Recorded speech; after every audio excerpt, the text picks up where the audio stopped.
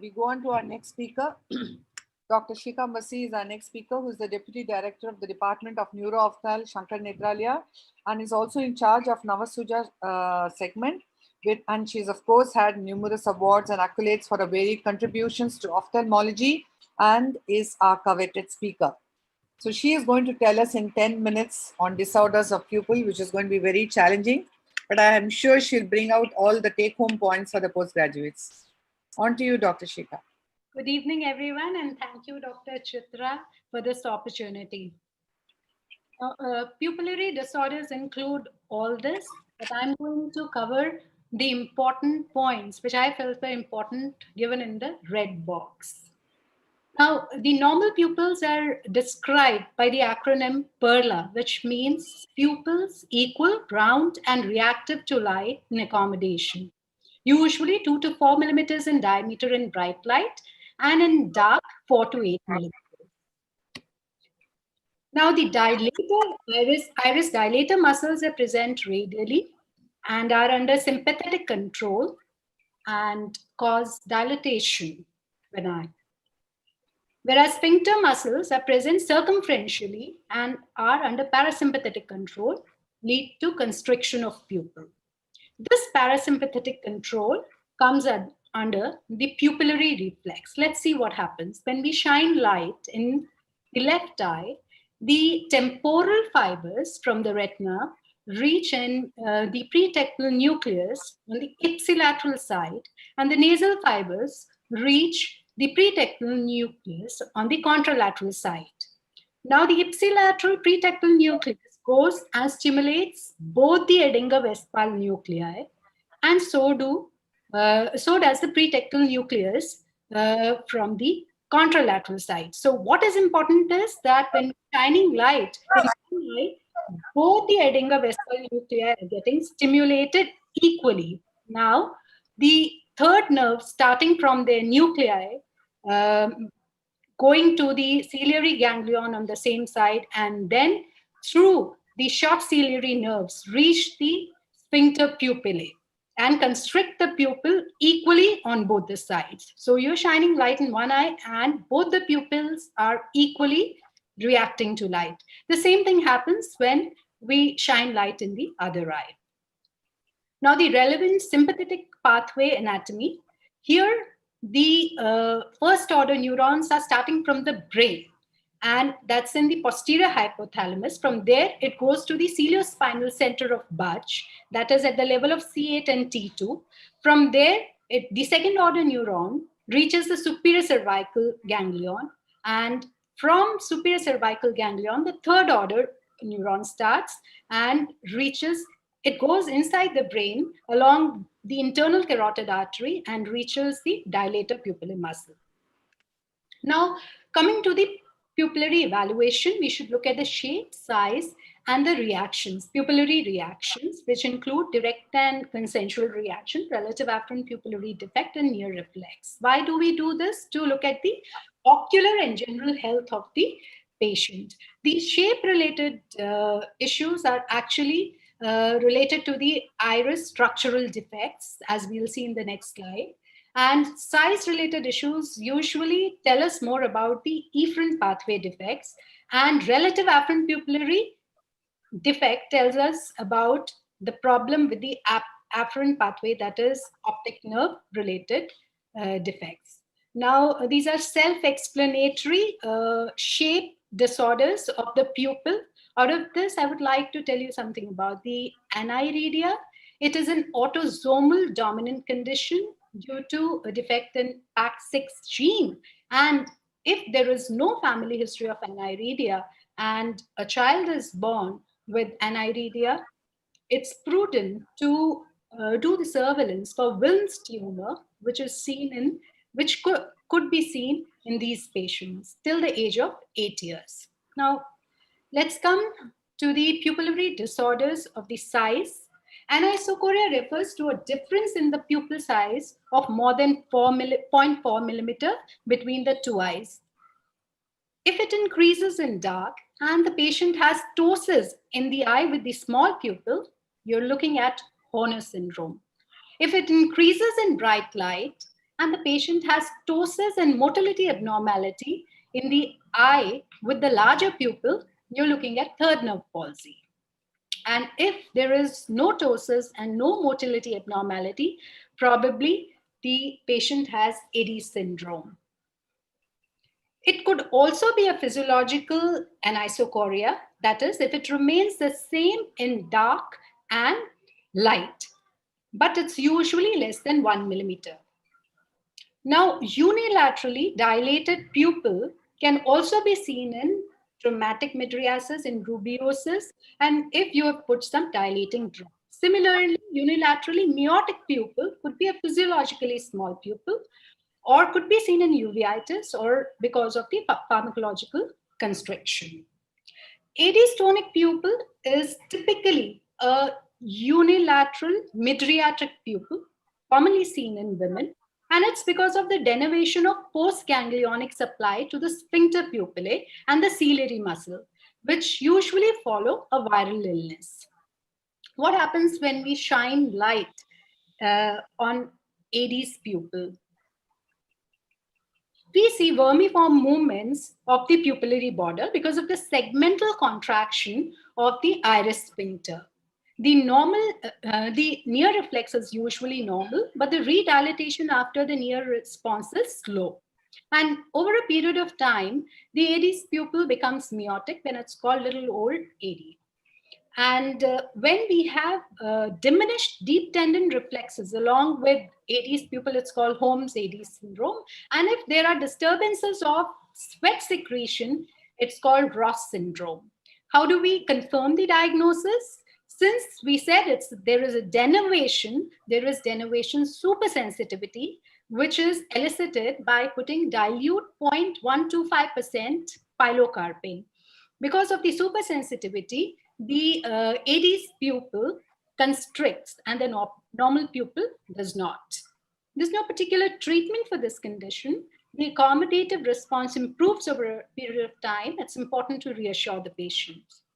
Now, coming to the Horner syndrome, we've seen the anatomy of the sympathetic pathway. If there is any lesion along the oculosympathetic pathway, the patient can have meiosis, ptosis, and hydrosis. The signs can be really subtle.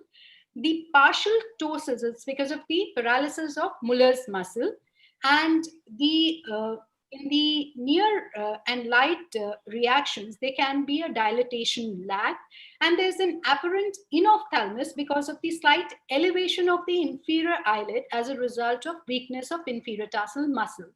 Anhidrosis is seen only in the lesions below the superior cervical ganglion. Now, how do you confirm the diagnosis of Horner syndrome? You can use 4% or 10% cocaine eye drops, which block the reuptake of the norepinephrine released at the neuromuscular junction, and the normal pupil dilates, whereas the Horner's pupil does not dilate.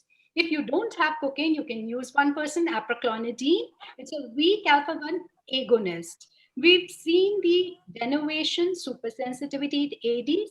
Similarly, here there is a denervation supersensitivity because of which the Horner's pupil dilates and the other pupil does not, normal pupil does not dilate. How do you localize the lesion? You can use 1% hydroxyamphetamine eye drops. They act by releasing norepinephrine at the presynaptic terminal.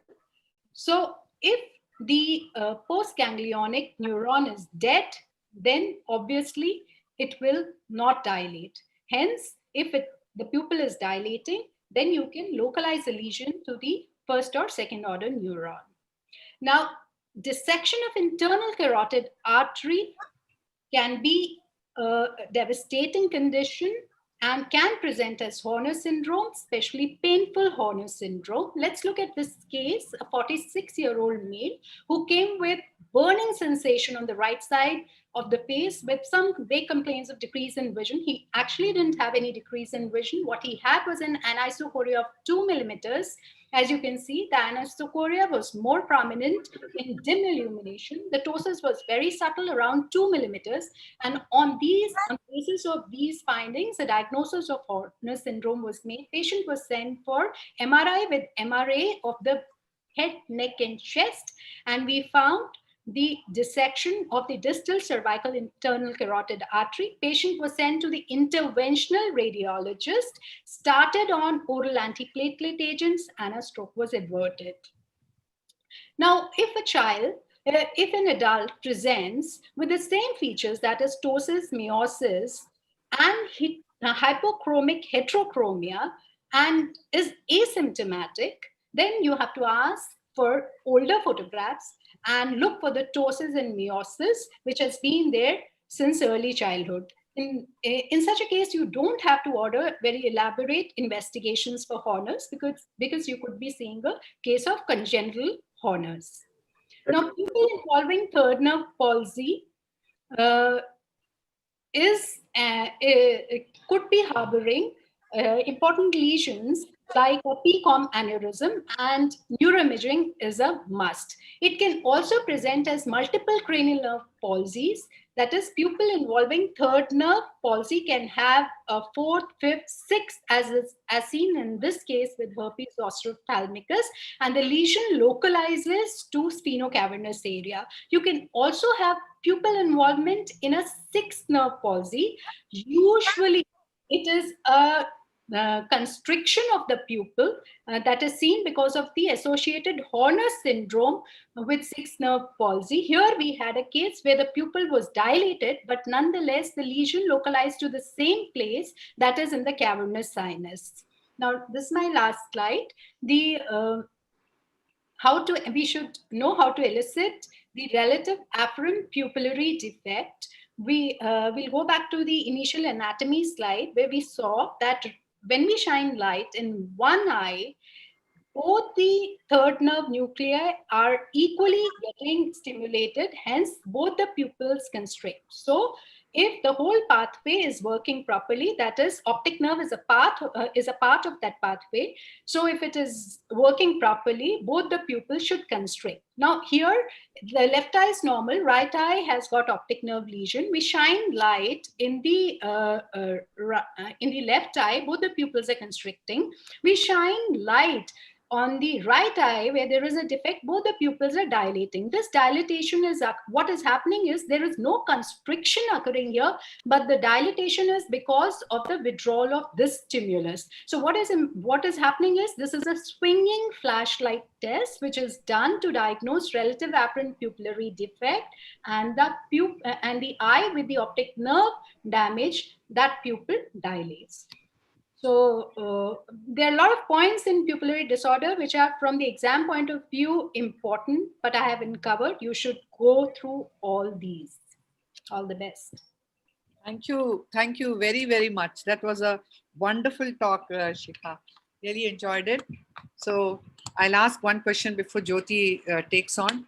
When can you have RAPD? Since you talked of RAPD in the end, when can you have RAPD without problem in the retina or in the optic nerve dysfunction? When there is a lesion in the pretectal, that is pretectal, unilaterally you have a lesion. This is a gold medal question probably. So if you know that usually the pupillary pathway fibers are going with the optic tract, but they leave the optic tract at the before the lateral geniculate nucleus to go to the pretectal nucleus. So if there is damage there, you could be, you've got a normal optic nerve, but you will still have a relative afferent. Yes, Dr. Mahesh. Yeah, just to add to Dr. Shikha's point that this RAPD is on the opposite side of the optic tract lesion because majority of the fibers are crossing here for 52% versus 48% uncrossed. So this RAPD is on the opposite side of the optic tract involvement, just to add to her point. And to add, you can also have RAPD in very dense amblyopia, retinal detachment. All of them can also give rise to relative afferent pupillary defect. One important question for the postgraduates is that when there's only one working pupil, how do you test RAPD? So I think anybody, Rashmin, you want to take? So I think there are two aspects to it. When you have one working pupil, that means the other pupil, as what Shikha shown, and beautiful presentation, Shikha, is that other pupil is damaged or atropinized or it's stuck or just an empty socket, enucleated eyeball. So let's talk about enucleated eyeball. Technically, when you're looking at one eye and the other eye is empty socket, it's not RAPD because there's no relative, there's no other pupil. But the test which is sometimes asked in as a short note or as a viva is pupil cycle time, which is tested on a slit lamp. There is a horizontal beam of light which is thrown in the inferior part of the pupil. When the line goes through the inferior half of the pupil constricts. Now there is no light going through the pupil, it dilates. Light is going through, it constricts. No light, it dilates. So when this happens, and you are supposed to sit on the slit lamp and count how many times this happened in a minute, and there is a number which often I'm forgetting, but if it is more than a given number, then you know that patient has an optic nerve damage, and that's the reason why pupil is involved. And otherwise, Shikha has covered the other part where there is only one pupil, where there is a corneal opacity. You can keep looking at the eye which is available to you, because in swinging flashlight test, you are only looking at the eye which is illuminated, not bothered about the other eye. You see what happens to the eye which is illuminated, and you'll get the inference.